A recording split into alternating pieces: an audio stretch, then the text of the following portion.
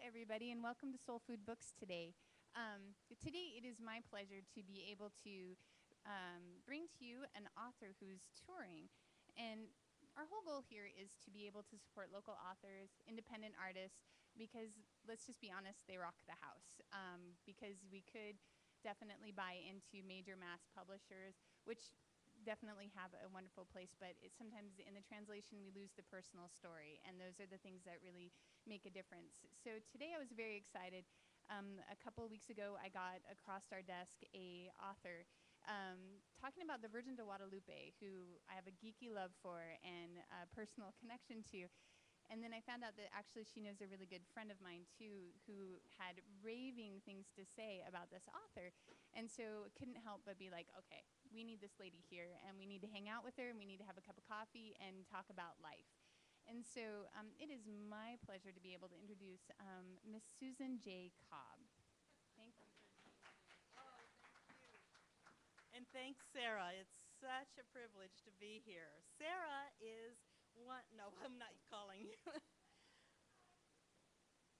Sarah is a virgin, and I am too. Because you know what the mark of a virgin is? Real virgins say yes. Believe it or not, that's what they do. That's what my husband and I said when in February 2006 we were on a vacation down in Mexico, and we had driven down to the end of a cul-de-sac, and he was looking at the ocean and I was looking at that cute little village across the river and at the mountains, and this guy walked out of a house and said, you folks want to buy a house? And we looked at it and we thought, oh, that's kind of way beyond our means. And so he talked to us, where are you from, where you live, da-da-da. He says, come on in and have a look. And we bought the house the next day. And 6 months later, we had sold everything that we had in San Clemente, California, and moved to this little fishing village down north of Puerto Vallarta. And that's where we've been ever since. There was a Mary that said yes. If you remember, she's in the Bible. And when she was presented with the opportunity to be something more than she had been before, move into a whole different space, be something totally different, she didn't say, I really wanted Joseph's baby. I had other plans. She said yes, and she moved into something brand new. And that's the spirit in which this book was written. Sometimes that's forced on us, and sometimes we just gravitate toward it. So what I thought I might do is just read you a few sections out of the book, give you a little feel for how it goes, and then let's talk. Let's see what you're interested in hearing, because some people say, I've scattered my fire on this, but I've had a lot of experience, and I've covered a lot of it. Kathleen, you've read the book. Am I scattered? Okay, good.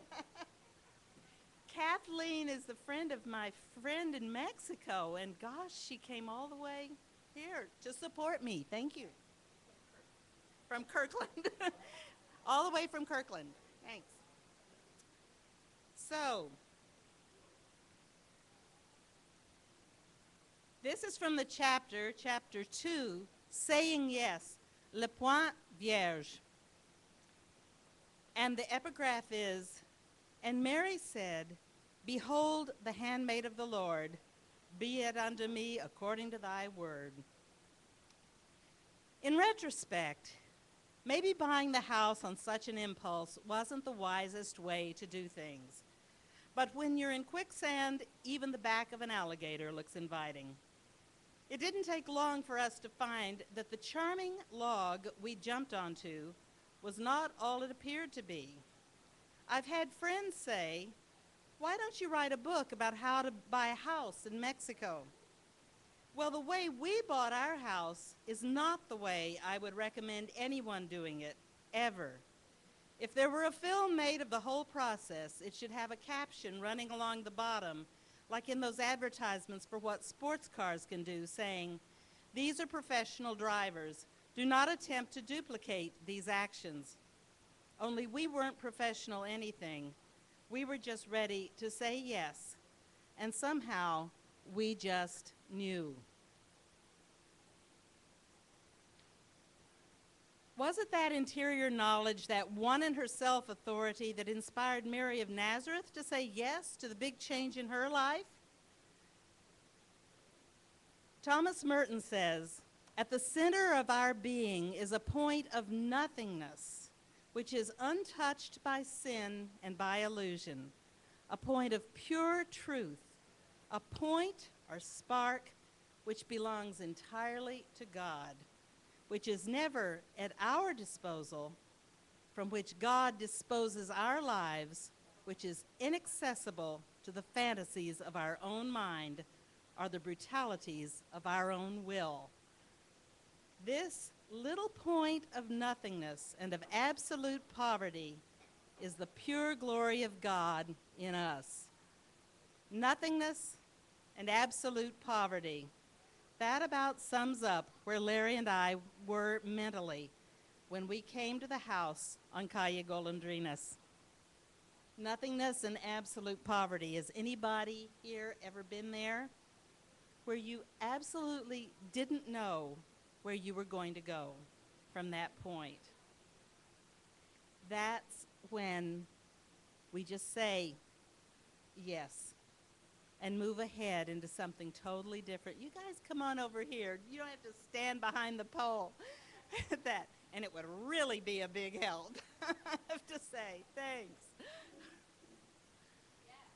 Yes. Have you ever said yes?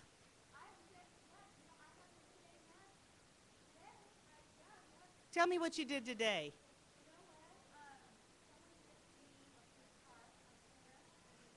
Someone gifted you a free car? Oh, a guitar. Well, hey, just as good. A free guitar. You said yes. Oh, good. Awesome. You said yes before you were gifted, and that's why you were gifted. You know, that's what happens so often. Just to open up to what is coming your way. And that's what Larry and I were doing. We were kind of playing looky-loo as we were going around the area. But frankly, both of us were in such poor physical and mental and emotional and spiritual condition that we were just ready for a change. We were ready for whatever would come into our lives to turn us into a different direction. And yeah, that's when the opportunity came. Kathleen, you said yes just coming from Kirkland here. That was so darling of you. I appreciate that. No. Kathleen came from Kirkland, and it was my friend Char's contact in Puerto Vallarta. Did you ever say yes to anything? That you say yes all the time. This is a constant, Virgin. That's great. What did you say yes to today? Some sunshine. Yeah, I have to say I've enjoyed the clouds because we've been down in Mexico where it's like brilliant, but this is kind of a relief. It really is. Mexico suffuses this book. There's a lot of people that have, that's one of the reasons I picked the Pacific Northwest. I have a lot of neighbors in Mexico who come from this area. And evidently it gets really kind of cold and rainy around here, and they escape to the sunshine down there. But the spirit of Mexico pervades this book, and it is epitomized by the Virgin of Guadalupe, which I know Sarah, the owner here, has a great affinity for, and a number of other people that I've met. This is the woman that strikes a chord with many women, and not particularly Catholics. There's something about the, you're nodding your head. What is it about the Virgin of Guadalupe that kind of speaks to you? Can you put your finger on anything? She's successful. Thank you, that's a bit. She's successful in being accessible. Accessible, absolutely.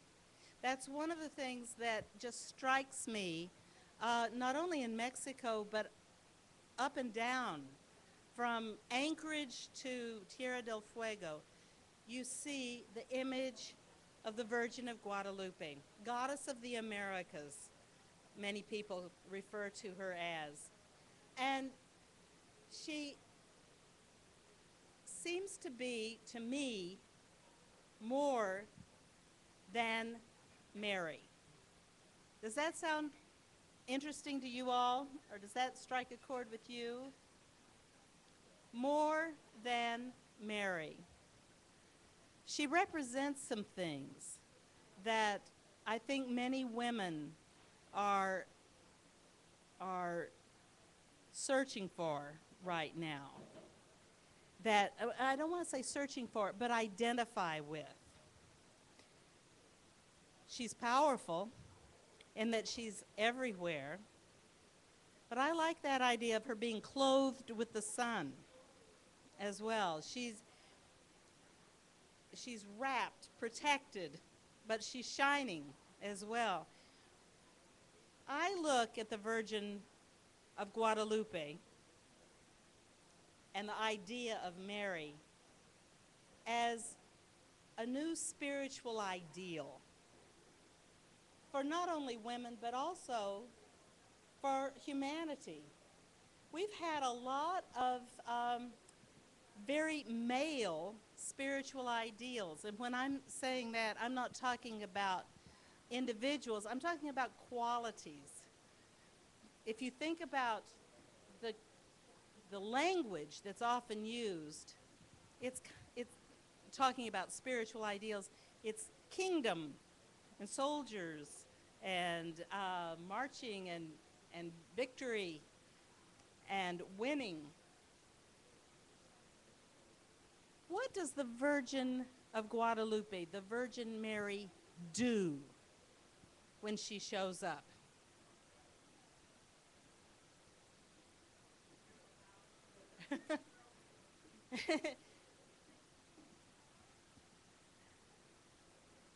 Petals and roses and flowers are there. Can you think of her doing that, though? They just appear, right? She often reaches out with her hands, but does she even touch? No. She's just there. Isn't that right? She's just there, and you feel it. And let me repeat what you said, just for the matter of recording it. What exactly did you say? It's a feeling that you get rather than an action. Exactly. It's like walking into a room and turning on the light, and things change. Am I correct? That's right. The Virgin, that spiritual ideal, and I want to say it's a feminine ideal. It doesn't brandish swords. It doesn't send down thunderbolts. It doesn't do away with enemies. I mean, it doesn't mow them down or anything. There's an openness and inclusivity. I'm going to move this up so it doesn't keep falling down. There is an openness, an inclusivity, an attraction. People just naturally turn there. Am I correct? What power is that, though? Is there power when someone just shows up? I can tell you right now, there's power in the fact that you were there. There's power for me. You're a virgin presence right now, just being in this spot. And you're here maybe for yourself, but right now you're here for me. And maybe you're here for someone else because you want to be a more effective help. You'd like to be there for someone. I had a conversation with a friend of mine. Her name's Wendy, and she lives on the same street that I live on, that Calle Golondrinas, that Calle Sin Salida that I talk about in the first chapter. And just shortly after she moved there, she ended up being diagnosed with breast cancer. And she went through a double mastectomy. Wendy was a fighter. She took that challenge and just went through it with great beauty and grace and achieved healing for herself and for her family. But now what she's done is she has made herself available to other families and patients going through the same thing. And Seattle evidently has an awesome cancer research center and support area. And that's what Wendy has done, is she's become very active as a volunteer with that, just being there for the families that need her. I asked her, how does she do that? Does she plan what she's going to say before she comes in with a family? She says, no, actually what she does is she just tries to become a window. She wants to just get Wendy out of the way and let whatever needs to be known or be said come through. I'd call that a virgin presence. I'd call that the presence of Guadalupe right there where she is. And that's what I started learning. Because when I went to Mexico, when I came to Mexico, I was an angry lady. It was 2006, and I was mad at a number of things. I was mad at my country. They were in a war that I didn't agree with. I was mad at the voters. They had returned to power of an administration I wasn't happy with. I was angry at my family, the way things had been structured. My brother ended up having a lot of say-so over 3 girls, and I was resenting that. I was mad at a church that I had been working with for the past 10 years. Seemed like a bunch of guys had come in, and they were kind of keeping the women's stories down. I just had a mad on at the world. And it ended up showing in my own experience. Health problems, a lot of things started happening. If you remember 2008, a lot of financial stuff took place. And it was turning not to the Virgin of Guadalupe personally, but to those feminine ideals that seem to just blossom in Mexico.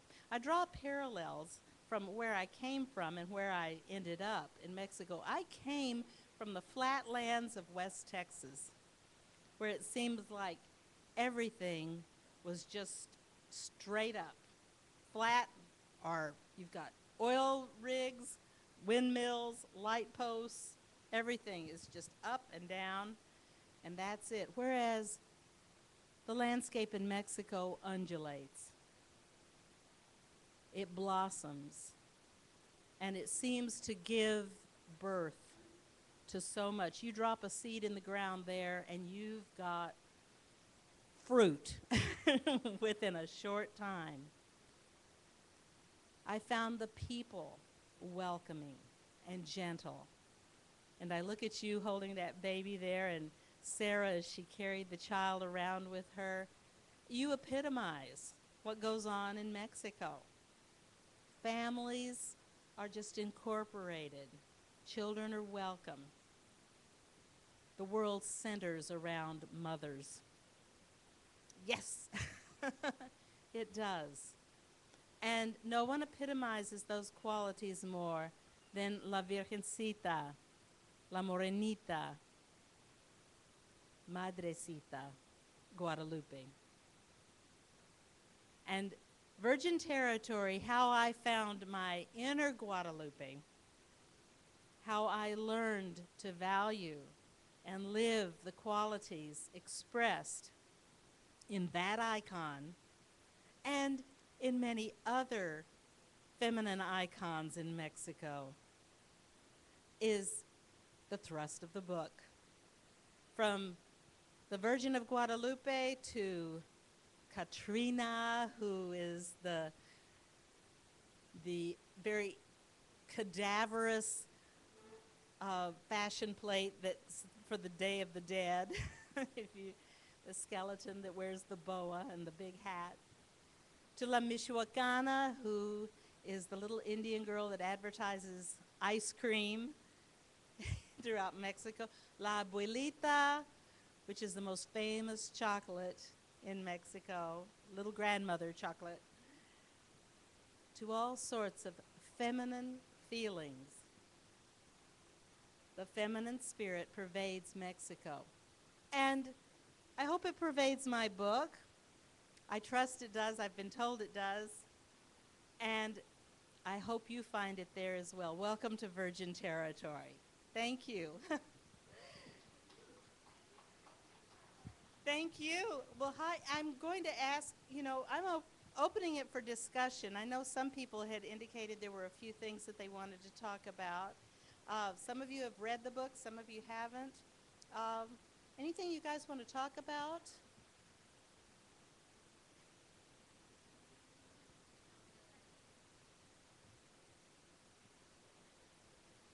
When did I first encounter the Lady of Guadalupe? I wrote a whole chapter about it.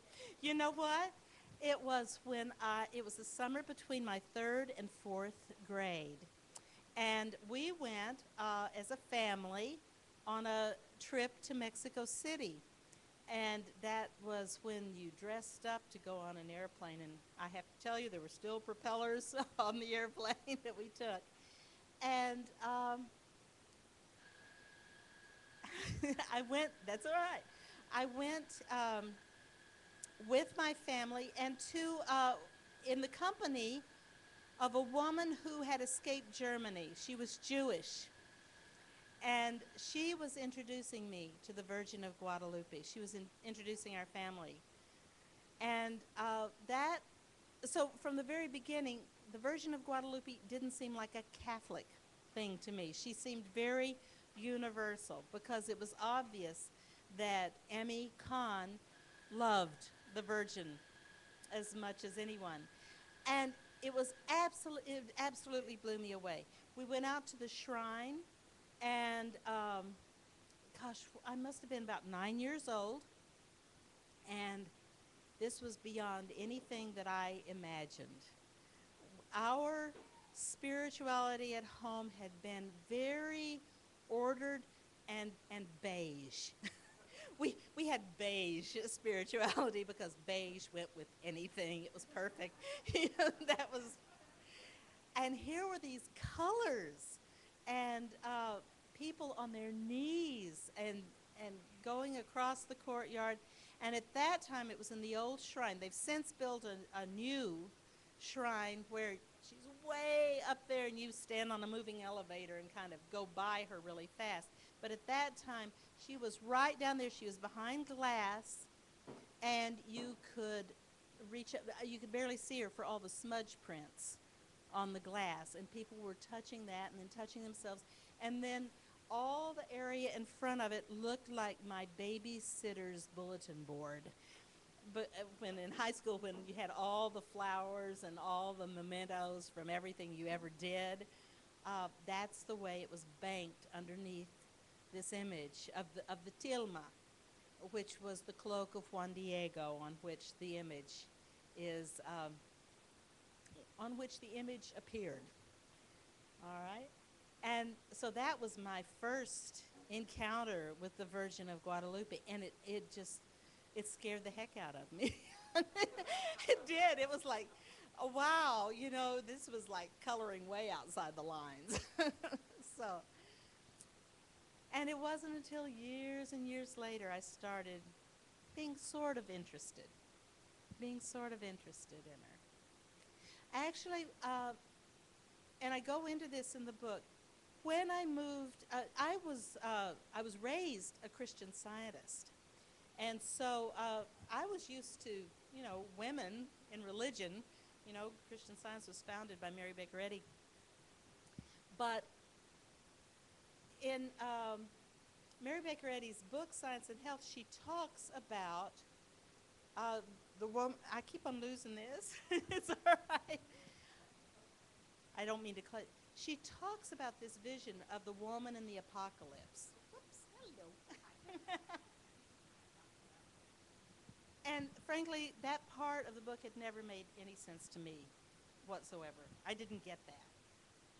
But, and she's quoting from Revelation. There's the woman clothed with the sun and a crown on her head, and she's with child, and the moon is under her feet. Well, I started looking at the Virgin of Guadalupe, and that's Guadalupe.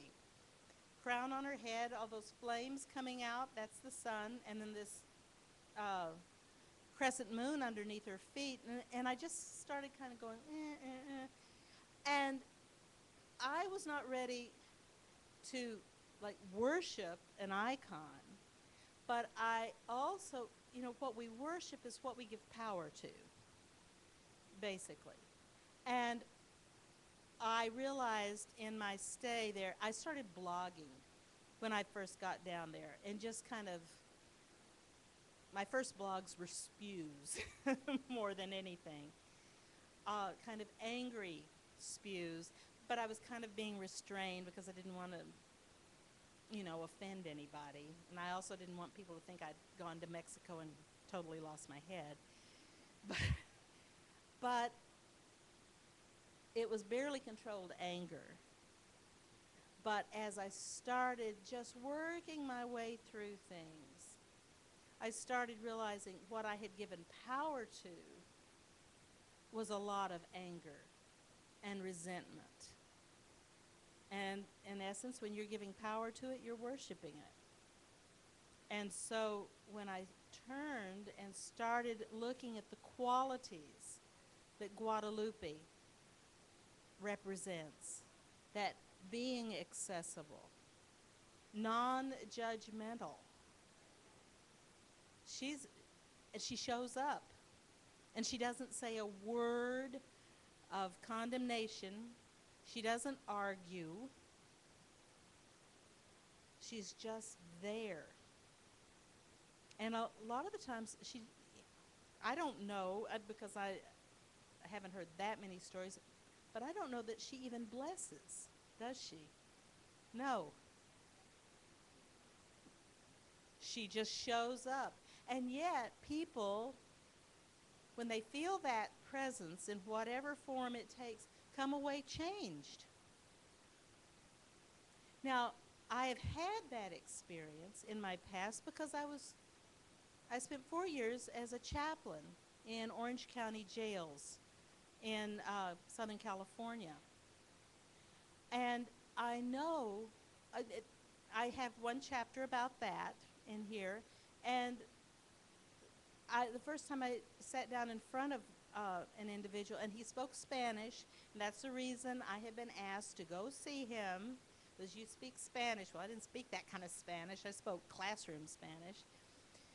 But to appease my friend who kept on saying, you need to go see this guy, you need to go see this guy, I did. And when I sat down in front of him, every word of Spanish I knew left my head. I just looked at him, and he said in Spanish to me, You don't have to say a word. You're here. That says it all. And then he started pouring out his gratitude for what the other chaplain, the one who didn't speak Spanish, had done for him. He simply wanted to express gratitude for and have somebody understand. And I showed up. And I didn't have to say a thing. And I realized through some of the things that we went through in Mexico, I'd forgotten that. Sometimes it's important just to show up, be unconditional love, be non-judgmental, and just be there. Just be there, and that says it all. And it can transform the atmosphere. So that's what we're looking at. I started finding it. I'm still searching. I'm still getting a hint of my inner Guadalupe. And I hope reading the book, you're inspired to find yours as well. Anything else? Yes.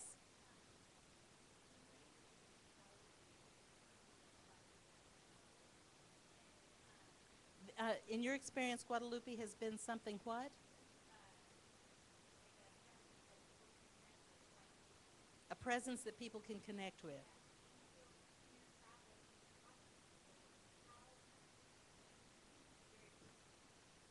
Yes.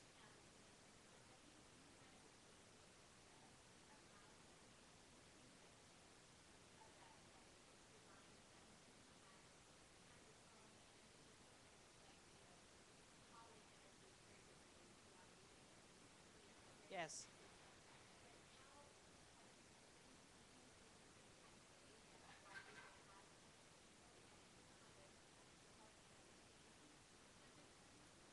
Yes, I'm going to repeat the question just because of the. You were asking if in my travels I had seen a common thread of how the divine feminine, and if we call it Guadalupe, but the divine feminine spirit, as differentiated from Kali, which is also a divine feminine, but a kind of with teeth, um, how that Guadalupe presence might come into someone's life. How does it manifest? It's usually in extremes, when someone's in an extreme uh, where they're ready to listen, where they're pushed to the wall, where there's no other way out. Um, and that's when we kind of, that's one of the metaphors I draw. The first chapter in the book is called Calle Sin Salida, our street without an exit, a dead end. And that's where Larry and I felt ourselves at, a dead end. And that's when we kind of say, okay, you handle it. And we don't know who the you is, but we give up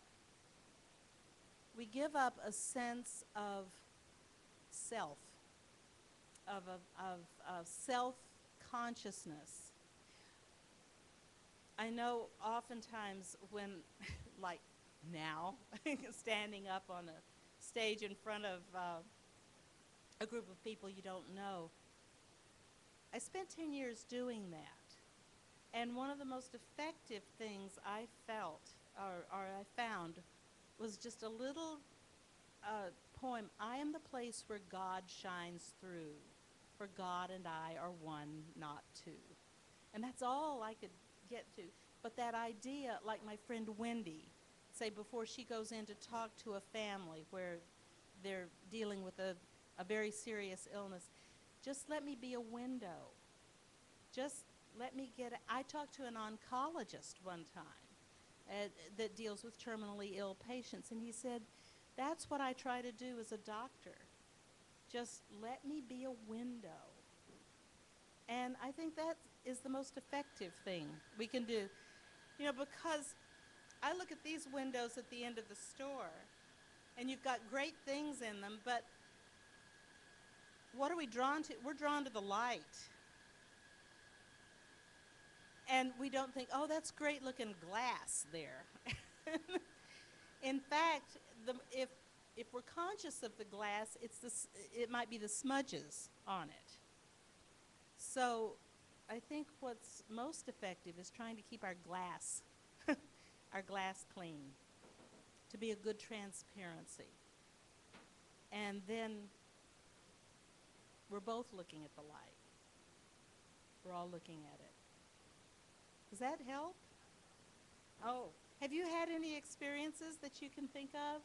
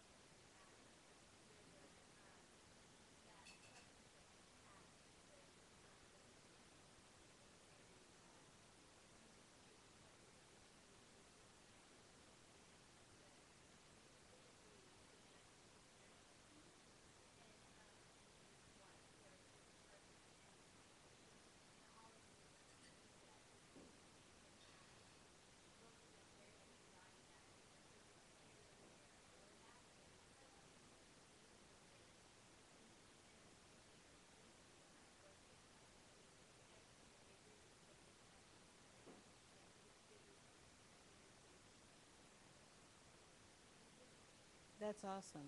That really is. And to honor that feminine presence there. I'm not even going to try and attempt to repeat that on there. But I think many of us have had maybe turning points in our lives, and sometimes it's just the actions of and since what's left here mainly are women, women in our lives. I can remember one time in particular. I was a sophomore in high school. It was during the first week of school, and this was in Lubbock, Texas. And football is really big in Lubbock, in West Texas. It's a big deal.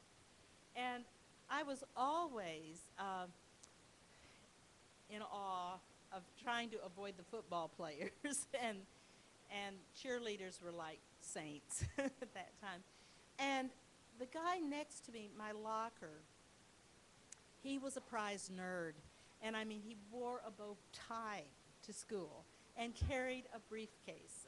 Bless his heart. I mean, and his name was Neil. And I always tried to avoid him. and that was just my own self-consciousness at that time. I was not grown. And I remember a particular day that Neil closed his locker and he turned around and the latch on his briefcase spewed open. I mean, it caught. And his briefcase spewed open and all these papers fell out on the hallway. And about this time, when he was just looking at this mess, and we all were, around the corner came a group of 4 football players. And they said, "Oh, Neil," and they started kicking the pages around and kind of pushing Neil around as Neil was on his hands and knees trying to gather his stuff up. And I was standing there just like the rest of us, like the rest of the students. And around the other corner came the head cheerleader and a couple of her friends. And she looked at the situation, and I will never forget. She didn't say a word. She got down on her knees and started helping Neil gather up those pages. She didn't say a word. She just did it. She handed it to them, and she said, "Hope you have a good day." And I, at that moment, that was like a tipping point in my life because I thought, I want to be like her. When I grow up, I want to be like her. And I think all of us have had those moments when we recognize the unselfish, inclusive, non-competitive, generous, compassionate response that the world needs. And we say, I want to be like that. Yeah. Anything else? Any more thoughts?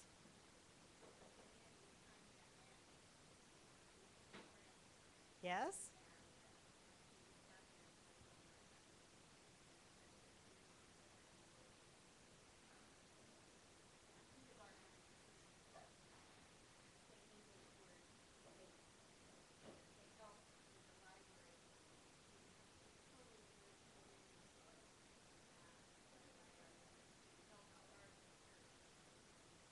She does.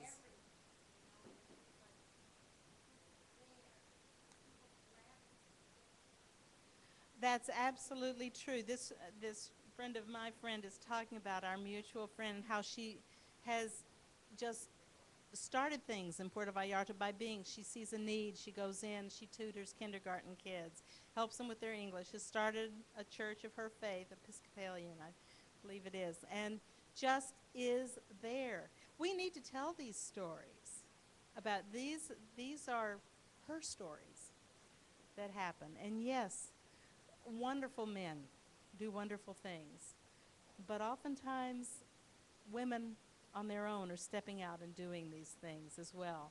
And Char made a big leap moving to Mexico.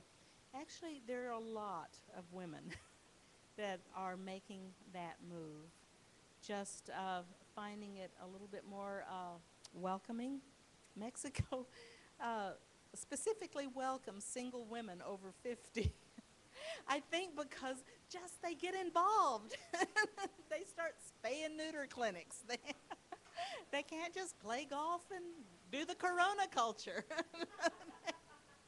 They start doing things. They start literacy programs. They do all sorts of things. And yeah,